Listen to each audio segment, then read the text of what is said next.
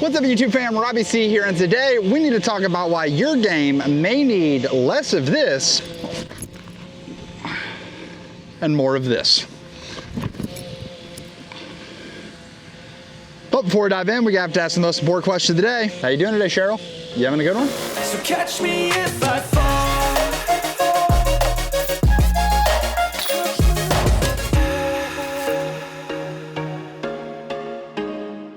Forehand roller. Wild concept.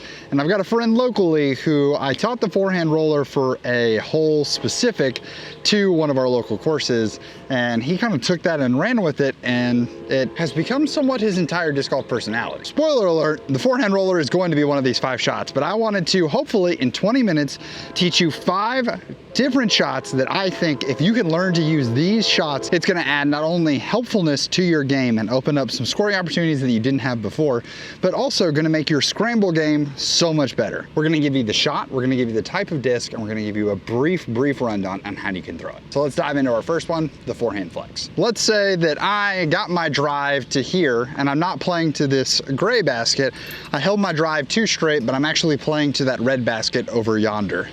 If I think about it from this position, the backhand seems super pinched off because I am really too close here, and this inside lane between this tree and the next tree is a lot. So looking at it realistically, my best option, even if I'm trying to throw the backhand here, I'm a little too close to the basket for the backhand to work in this moment, which means that I have a lot of free space for this forehand anhyzer shot, which is one of the most used, if not the most used scramble shot for people's games. Normally when people think about using this shot, they're thinking about grabbing something overstable like my Zone GT here or the Thought Space Vessel. They're thinking about throwing this up on some anhyzer angle, and they want it to be overstable because when they put it on this anhyzer, they want the overstability of the disc to sort of fight out so that it gets this anhyzer motion that's flexing, trying to go this way, and because of that, it gets to flat quite easily. Now, this is something that is very reliable, but requires you to sort of have 2 things going in the throw. 1, a dedication to the angle, and 2, a commitment to the power, because if I throw it on this angle soft and I throw an overstable disc, it's gonna fight out and flex for me if thrown incorrectly. Now, an alternative to this would be throwing something like the Prodigy Discs A5 that isn't as overstable, so I don't have to necessarily chop it as much, and it's gonna have this pull down angle. Now, my alternative here is gonna be my favorite way to throw this shot, which is actually throwing something that's neutral to understable on that same angle. What's cool about this is that I'm not trying to get it to necessarily fight out. I'm simply throwing it on less of an extreme anhyzer angle, and I'm more so focusing on the execution of the shot, which requires me to pull down and through the shot so that I can pull it towards the target and let it sort of hang on this angle the entire time. The drawback of this one is that if I give too much angle, it's gonna come down on a roller and it's gonna hit on this sort of cut angle and roll far away from the basket. This is where throwing something understable like a range or even Precious Child that is very understable can be really great for throwing opportunities to sort of give it a run but not land too far away from the basket. Now let's talk grip and execution. For grip, I'm just going with my traditional forehand grip. What you're gonna see is sort of used on several of these scramble shots. For my traditional forehand grip, I'm gonna take my 2 fingers, I'm gonna stack them together so that the pointer finger reinforces the middle finger, and then, I don't know what the scientific name is, but you have this like pad point thing on your finger, and what I'm trying to do is I'm trying to take that pad or point and I'm trying to put it perfectly in the crevice between, so it's not all the way with that pad being on the rim and that pad's not all the way on the flight plate. I want it to be right in the crevice, sort of gripping in there, and I'm using my thumb to create pressure on the top. And what I'm trying to do on this shot is I'm trying to make sure that I execute by finishing my wrist through the shot.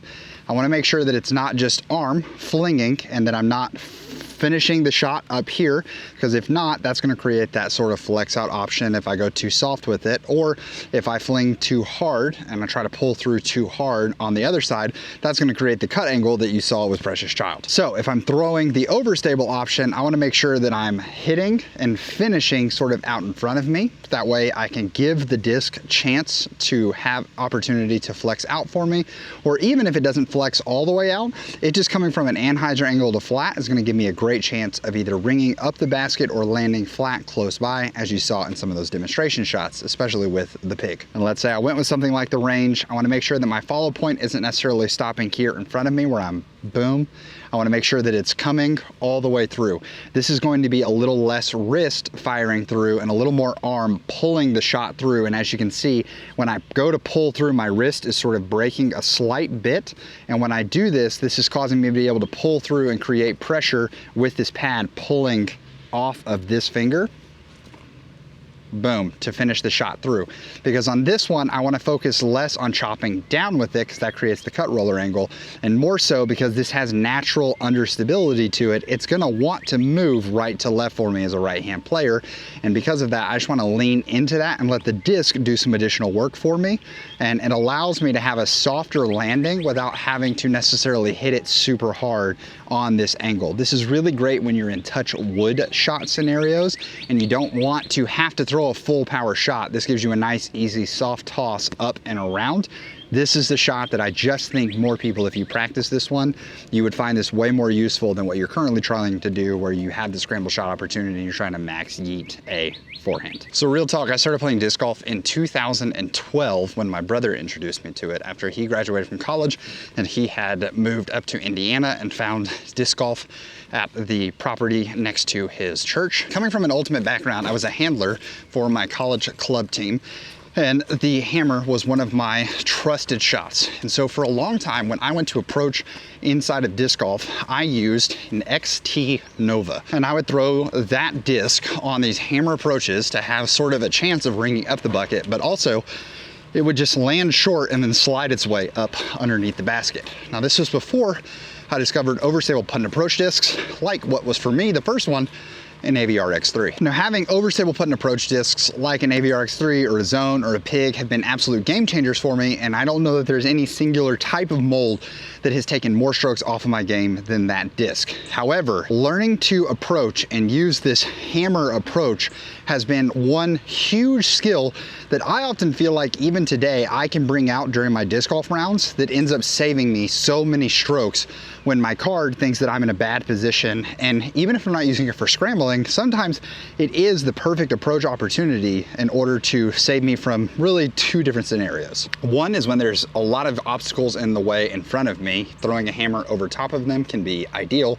And then two, when elevation change becomes an issue, a hammer is absolutely perfect for this.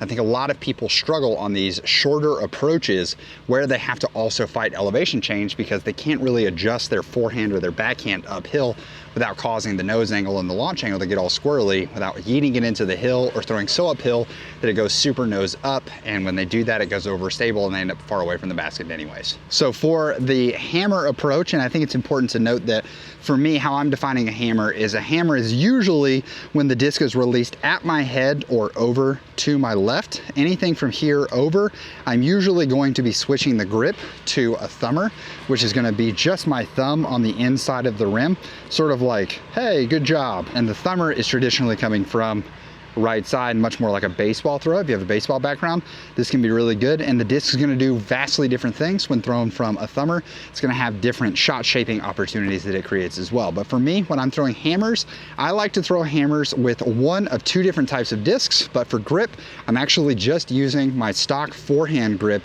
that we talked about on the previous shot. So it's just going to be locked in once again with the pad of the finger being right there. And I want to make sure that when I'm throwing this, I have my feet positioned in a somewhat powerful stance, because I'm going to be loading from the back leg onto the front leg, loading from the back onto the front. You can see here that I sort of load with the hand going behind the elbow. The elbow comes forward as I throw the shot, and then boom, it launches forward.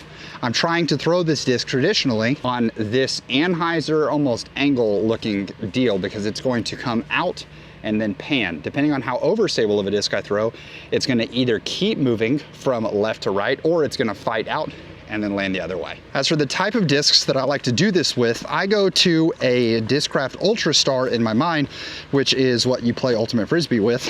And when I was using that, an Ultra Star is an understable lid, and therefore I like using neutral to understable discs for this. So we're looking at the third number of the flight numbers in comparison to the fourth number, which is the fade. And I usually want there to be a decent amount of negative or a net neutral. If I combine those two numbers, it creates a 0. This is a great example of a hole that can give people a lot of trouble, because this ditch loves to eat and consume a lot of discs, and really it consumes a lot of drives. So if people are trying to turn a disc over or throw a forehand, they'll end up in this ditch, and from down here it can be really tough with a putter if you don't have a very pronounced putt in order to get the putter all the way up this height. I mean, I'm probably 50 feet away from the basket in just sheer distance, and then add another 20 to 30 feet of elevation change.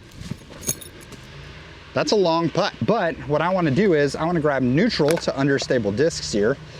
Some of my favorites are going to be, once again, the range, because it takes me back to my Ultimate days, and the ability to throw some cool scramble shots with it ends up saving me a lot of strokes. The more understable or neutral the disc is, the more it's just going to stay in that left to right movement, and I'm creating that flight path in the air, and I'm trying to match that. So there I didn't give it enough power. We're gonna go with Precious Child here. Okay, that was better. And then last but not least, I'm going with the Dune. Now you can see the Dune was a faster disc, and because of that, it wanted to fight out because I didn't get it up to speed. That's gonna happen. The more overstable you throw, the more it's gonna wanna fight out of that left to right movement. If I'm finding myself in a scenario where I'm having to throw this sort of unique shot that I'm not used to, 9 times out of 10, I wanna make sure that it is just going to ensure that I have a tap-in stroke after that I'm not having to go and make a super long, crazy putt on the other side of the basket, because I'm already having to throw something unique. Let's not make it 2 strokes that I'm giving back to the course. Now, as a quick caveat, also don't be afraid when you find yourself scrambling to look up. One of the best parts about adding a thumber or a tomahawk to your game is that when you're scrambling in your woods, look up, because you'll see a lot of holes in the trees up high that this shot really unlocks for you that may not have been there on traditional flat ground type shots. I know a lot of people may not consider this sort of a scramble shot, but I think it's an important one to have. And it's one that just really people lean into at first, and then they either run away from it or they just never really add this to the game. We're talking about a hyzer flip. Now, a hyzer is whether you're throwing backhand or you're throwing forehand, is where the outside edge of the disc is down. This is a hyzer. It's traditionally that crescent moon shape, the most reliable shot in disc golf. It allows us to aim accordingly, because we know traditionally if we throw something on hyzer, it's gonna go out wide and it's gonna crash back because it's leaning into the spin of whatever type of throw we gave it. For a backhand, outside edge down means that it wants to go even more left for a right-hand backhand player. But a hyzer flip is where you take a disc that wants to go the opposite direction and you throw it on this extreme angle. This creates this internal battle between the two, where you're going to allow yourself to be able to throw a straight shot. Where this is really, really helpful is that sometimes people get so fixated on trying to throw straight that we make throwing a straight shot the hardest shot in the game already. We make it even more difficult because we're trying to throw a disc perfectly flat, release it at the right time, and hope that it carries straight. The problem is that based on my head position, if I'm here and I lock my head at the right spot and I hit, this disc should carry flat and straight exactly where it wants to go. However, the moment that I turn my head just a little bit, that aim point moves to the right, which means for a right-hand backhand player that I'm gonna grip lock this thing just a tad bit to the right. And if I'm trying to hit a gap, that can be problematic. Whereas if I think about throwing a hyzer flip, I can grab very understable discs that are really wanting to go one way or the other, and I can really lean into this repeatable hyzer angle that I should be teaching myself quite often so that I can have the most reliable shot in the game.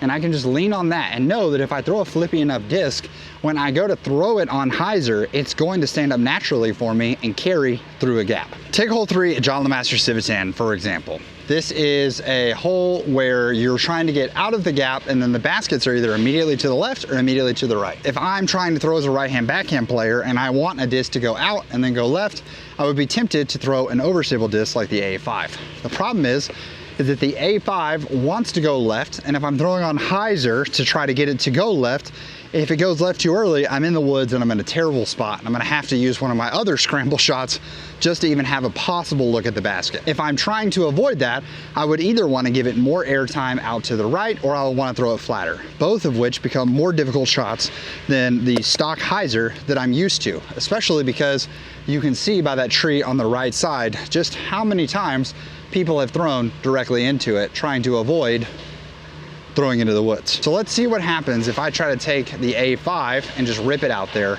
on some hyzer.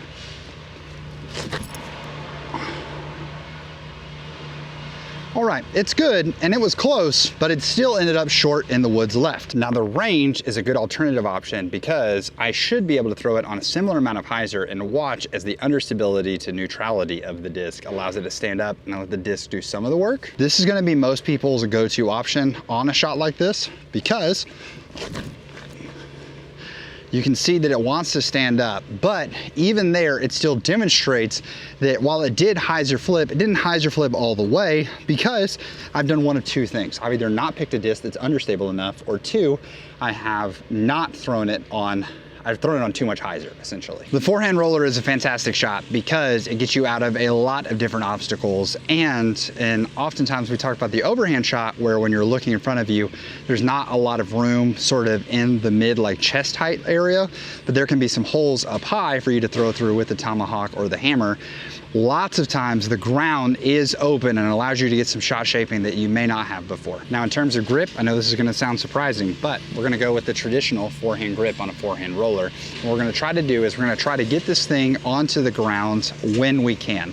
There are opportunities, and I think where a lot of people mess up the forehand roller is every roller is all about the angle of which it hits the ground on. If my forehand roller hits the ground on this angle, it's either gonna cut roll hard left, or it's gonna flatten out and it's not gonna go anywhere at all. Also, if I throw it on this angle, it's gonna hit and it's gonna start moving a certain direction. If I'm being fully transparent, you can see when we were trying to go for the shot in the intro that I threw a lot of forehand rollers, that I was trying to get the angle just right on every single one of them to get some maximum distance. And some of them were a little too wonky, some of them a little too left, a little too right, and it definitely affected the shot. So usually the discs that I'm looking for are 9 speeds or faster. I'm looking for some more bladed edges because they hit the ground and they have that sort of wheel shape working a whole lot more, which I enjoy. Could be wrong on this, but I believe that most often how you can sort of interpret this is that wherever the top of the flight plate is the direction that the roller is eventually going to want to lean towards, as that's where usually more weight is on the disc. But I would mess around with your forehand rollers by throwing some overstable discs, throwing some understable discs, and seeing what are some of your best options, because truly changing the disc just like you would on the tomahawk can have a drastic impact on how the disc is going to fly, how the roller's going to fly. And I think truly the best way to practice is to take and keep a driver in your hands, and whenever you're walking between holes and you find yourself 50 to 100 feet away from the next tee box, try to throw a forehand roller and get the disc to land on the tee box. If you can do that effectively, you are going to save a ton of strokes in trying to learn the forehand roller, and you're also going to see how fast you can get that forehand roller to be accurate. And then the more you practice that, the more you can start expanding that range, and you'll see that you can start getting 300-foot forehand rollers like we had in the intro. Now the fifth and final scramble that I think is probably the hardest to execute out of every shot that we talked about in this video, and requires a lot of practice reps to really like become part of your game, is the pitch out. For discs on the pitch out, I'm going to suggest that you use putters, or you use even drivers at times, to make sure if there are a lot of woods in your way that you're trying to pitch back to the fairway, you sort of cut through those trees. In terms of grip, I think you're going to need a strong grip on reality that you've put yourself in a bad situation, and therefore it's going to be tough in order to scramble and push through all the trees, and you've got a low chance of actually succeeding in that shot. Second, I think you're going to need acceptance that we are going to live to fight another day, and that pitching out on this one hole doesn't mean you're a terrible person, a bad golfer, or that your loved ones are going to turn their backs on you and leave you. It just means that you're playing smart golf and you're willing to accept that you're going to score later on. And last but not least, a happy heart, because it's not always the best feeling to pitch out, but we have to once again remind ourselves that we're having to pitch out because we've already made one mistake on a hole, and the moments that we make multiple mistakes on the same hole, is where the course gets us. They have us right where they want us. No, but seriously, the amount of times that I have seen so many amateur players that would have saved so many strokes for their game and taken a great round that ended up becoming a bad round, or a good round that became a bad round, a great round that became an okay round, is because they were in the middle of tasting that great round, and rather than taking their medicine and pitching out, they went for the hero shot and they hit a tree, they hit another tree, they became frustrated that they messed up that hole, and they carried that frustration with them.